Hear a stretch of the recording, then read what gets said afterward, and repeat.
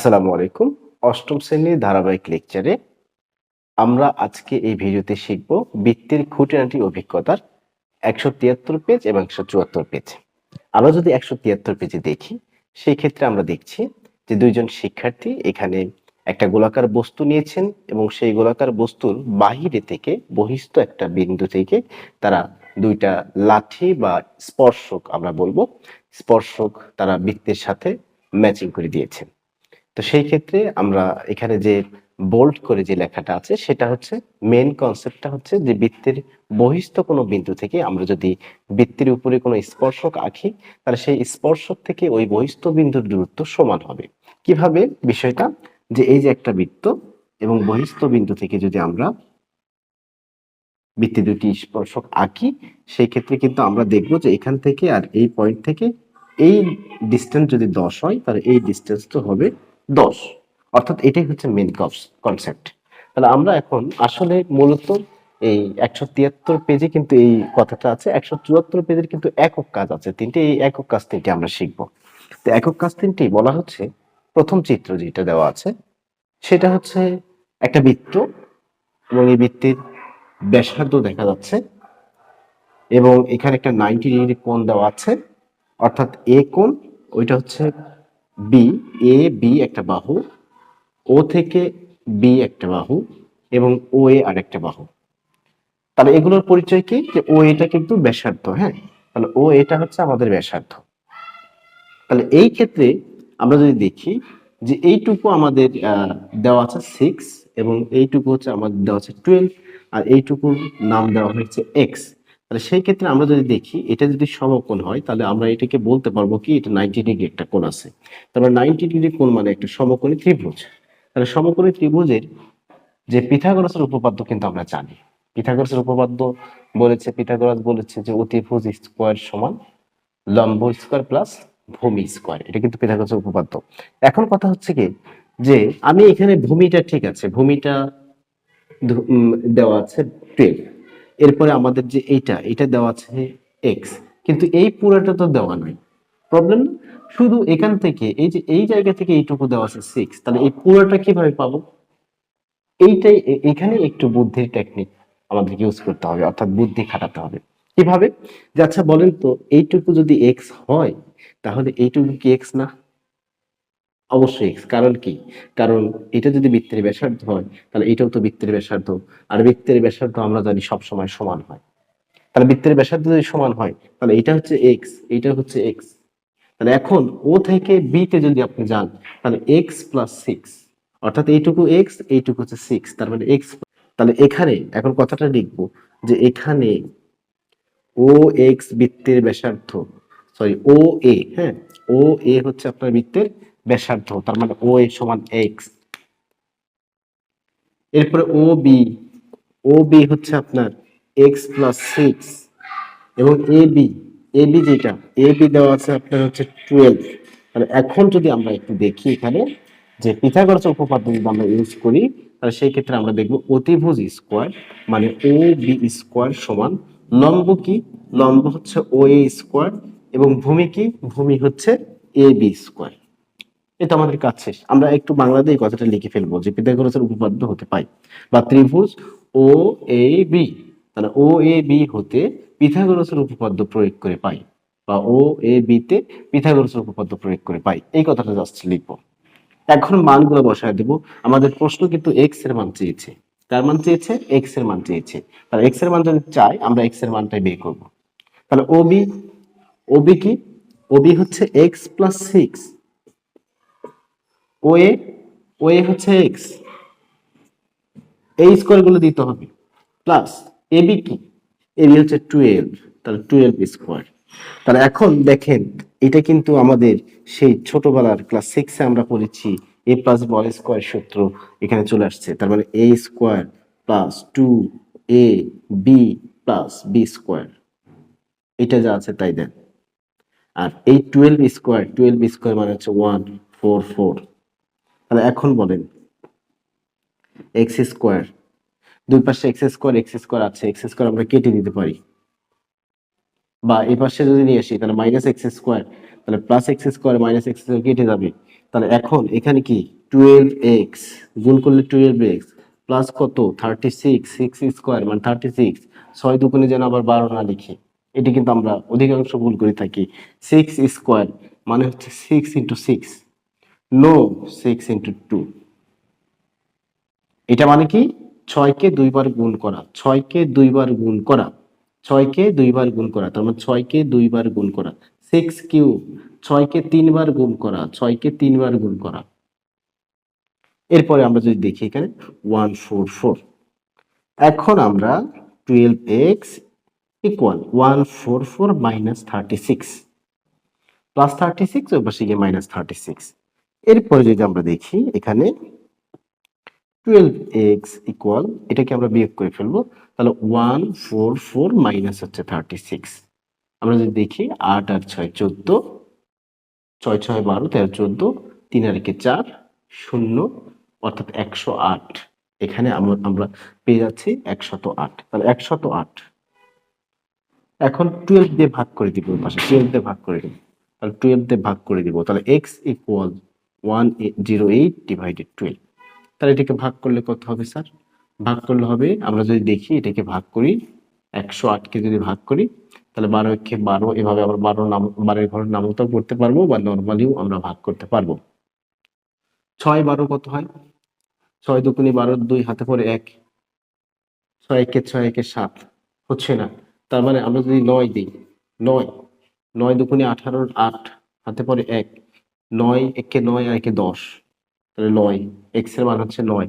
তারপরে এটাকে ভাগ করলে আমরা এক্স এর মান পাচ্ছি 9। তাহলে এটার ফিনিশিংটা কি আমি আরেকবার বলি, যে এখানে এই যে বুদ্ধির খেলা যেটা, সেটা এই জায়গায় এই অতিভুজকে পুরোটাকে এইটুকু এক্স, কিভাবে এক্স, কারণ এইটা যদি এক্স হয় তাহলে এইটাও এক্স, তাহলে এক্স প্লাস 6, ও বি হচ্ছে এক্স প্লাস 6, এ বি হচ্ছে 12, ও এ হচ্ছে এক্স। তাহলে এখন পিথাগোরাস দিয়ে ও বি স্কোয়ার অর্থাৎ অতিভুজ স্কোয়ার লম্ব স্কোয়ার প্লাস ভূমি স্কোয়ার, অতিভুজ স্কোয়ার সমান লম্ব স্কোয়ার প্লাস ভূমি স্কোয়ার। এখন কি এটাকে আমরা এ প্লাস বি হোল স্কোয়ার সূত্র দিয়ে দিলাম, এক্স স্কোয়ার 12 স্কোয়ার মানে 144। এরপর আমরা ক্যালকুলেশন করলাম, এই পাশে প্লাস ছিল 36, ওই পাশে গিয়ে মাইনাস 36, এটাকে আমরা বিয়োগ করলে পাচ্ছি 108।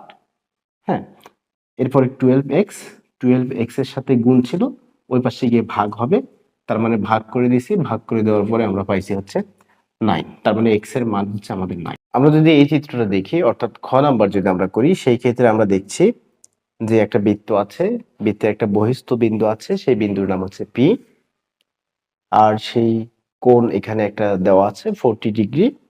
এরপরে আমরা যদি দেখি এ থেকে পি অর্থাৎ বহিস্থ বিন্দু থেকে একটা স্পর্শকের দৈর্ঘ্য দেওয়া আছে x+10 এবং বহিস্থ বিন্দু থেকে আরেকটা স্পর্শকের দৈর্ঘ্য দেওয়া আছে 2x+5।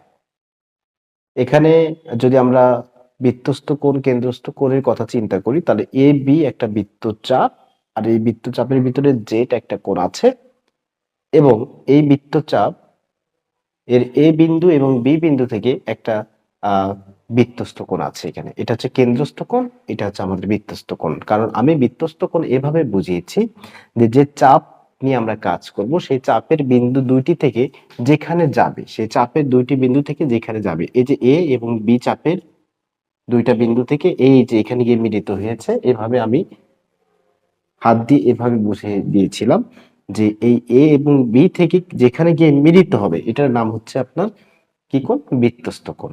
আর এই কেন্দ্রে যে কোণটা উৎপন্ন করবে এটার নাম হচ্ছে কেন্দ্রস্থ কোণ। তাহলে এখন আমাদের জার্নি হচ্ছে এক্স ওয়াই জেড বের করা।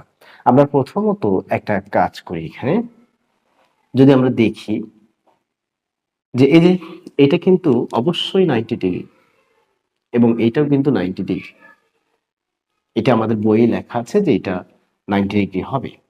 অর্থাৎ যে কোন একটা স্পর্শক এবং স্পর্শকের উপরে যদি কেন্দ্র থেকে সেই বিন্দুতে পৌঁছে কোন রেখা বা ব্যাসার্ধ, সেই ক্ষেত্রে এটা হচ্ছে পরস্পর 90 ডিগ্রি আকারে থাকে, মানে এটা 90 ডিগ্রি অর্থাৎ এইরকম, এই যে এটা হচ্ছে 90 ডিগ্রি। হ্যাঁ, এটা হচ্ছে আমাদের 90 ডিগ্রি। তাহলে এখন কথা হচ্ছে কি, এইটা 90, এইটা 90, এইটা 40, তাহলে এটা কত হবে? এটা কিন্তু আমরা একটা চতুর্ভুজ হিসাব করি, এই একটা বাহু, এই একটা বাহু, এই একটা বাহু, এই একটা বাহু, চতুর্ভুজ। তাহলে চতুর্ভুজের এটা যদি 90 হয়, এইটা যদি 90 হয়, এইটা হচ্ছে 40, তাহলে এটা কত হবে? অবশ্যই কত হবে? 90 90 180, 40 আর হচ্ছে আমাদের 180 মিলাতে লাগবে হচ্ছে 100 140, অর্থাৎ 40 এবং 40 80, তারপরে 180। তাহলে অতএব আমরা এখন এইভাবে লিখতে পারি যে এ ও বিপি চতুর্ভুজে চতুর্ভুজে কোণ এ এবং কোণ বি হচ্ছে আমাদের 180 ডিগ্রি এবং কোণ ও প্লাস কোণ পি হচ্ছে 180 ডিগ্রি, এই কথাটা লিখতে পারি। তাহলে কোণ ও এবং পি, হ্যাঁ, তাহলে পি কোণ আমাদের দেওয়া আছে হচ্ছে 40 ডিগ্রি, তাহলে কোণ ও এটা হচ্ছে 180, তাহলে কোণ ও আমরা পাচ্ছি হচ্ছে 180 মাইনাস 40, তাহলে কোণ ও হচ্ছে আমরা পাচ্ছি, এটা থেকে বিয়োগ করলে পাচ্ছি 140। তার মানে ও কোণ বের করা মানে জেড কোণ বের করা। ও কোণ বের করা মানে কি কোণ বের করা স্যার? জেড কোণ বের করা। তাহলে অতএব কোণ জেড বা জেড এর মান আমরা লিখতে পারবো জেড ইকুয়াল হচ্ছে 140। তাহলে জেড বের করা শেষ, এখন আমাদের টার্গেট এক্স এবং ওয়াই বের করা। তাহলে এক্স এবং ওয়াই বের করা, জেড বের করা মানেই আপনার ওয়াই বের করা। কিভাবে? কারণ আমরা জানি এই কথাটা আমরা লিখে দেব যে আমরা জানি কেন্দ্রস্থ কোণ বৃত্তস্থ কোণের দ্বিগুণ, কেন্দ্রস্থ কোণ বৃত্তস্থ কোণের দ্বিগুণ, বৃত্তস্থ কোণের দ্বিগুণ। তাহলে এখন এটার ব্যাখ্যাটা আমরা কিভাবে লিখবো? এটা 140 আমাদেরকে মনে রাখতে হবে। তাহলে কেন্দ্রস্থ কোণ বৃত্তস্থ কোণের দ্বিগুণ, তাহলে অতএব এ বি চাপ, হ্যাঁ, এ বি চাপের উপরে এ ও বি হচ্ছে আমাদের কি কোণ? কেন্দ্রস্থ কোণ। এ ও বি হচ্ছে কেন্দ্রস্থ কোণ, আর এ সি বি হচ্ছে আপনার বৃত্তস্থ কোণ। এ সি বি হচ্ছে বৃত্তস্থ কোণ। তাহলে এ ও বি কেন্দ্রস্থ, এ সি বি বৃত্তস্থ। তাহলে প্রশ্ন মতে আমরা কি লিখতে পারবো? কোণ এ ও বি প্রশ্ন মতে লিখি সমান হচ্ছে 2 কোণ এ সি বি। এখন বলেন, আমরা কিন্তু এ ও বি পেয়ে গেছি 140, তাহলে 2 কোণ এসিবি, আর এসিবি মানেই হচ্ছে আপনার ওয়াই কোণ, এসিবি মানে হচ্ছে আপনার ওয়াই কোণ। তাহলে আমি একবারে দিয়ে দিই 2y, তাহলে 140, তাহলে এই 2 দিয়ে আমি যদি ভাগ করে দিই, গুণ আছে ভাগ হয়ে যাবে, সিম্পল বিষয়। তাহলে এটা কি হচ্ছে 70 আমরা পাচ্ছি y, তাহলে y এর মান হচ্ছে 70। তাহলে এটা যদি 140 হয়, এটা হচ্ছে 70, কারণ এটাকে দ্বিগুণ করলে এটা হবে, এটা আমরা শিখেছি এখানে কেন্দ্রস্থ কোণ বৃত্তস্থ কোণের দ্বিগুণ। এই যে বৃত্তস্থ কোণকে দ্বিগুণ করলে আমরা কেন্দ্রস্থ কোণ পাচ্ছি, এবং চাপ কি? এ বি চাপ। তাহলে আমরা জেড পেয়ে গেলাম 140, আমরা ওয়াই পেয়ে গেলাম 70। এখন আমাদের টার্গেট হচ্ছে এক্স বের করা। এখন এক্স বের করতে গেলে এগুলোর সাথে কোনো সম্পর্ক নাই, এক্সটাকে আমরা নর্মালি আলাদাভাবে বের করব। এক্সটা কোন লজিকে বের করব? ওই যে 173 পেজে আমরা দেখেছি যে দুইজন শিক্ষার্থী কি করেছে, যে পি থেকে বাহিরের একটা বহিস্থ বিন্দু থেকে তারা বৃত্তের উপরে দুইটা লাঠি নিয়ে, অর্থাৎ দেখাইছে যে এ পি আর হচ্ছে আপনার বিপিটা সমান। পি বিন্দু থেকে বৃত্তের যে দুইটা স্পর্শক আঁকা যাচ্ছে, এই স্পর্শক দুইটা সমান।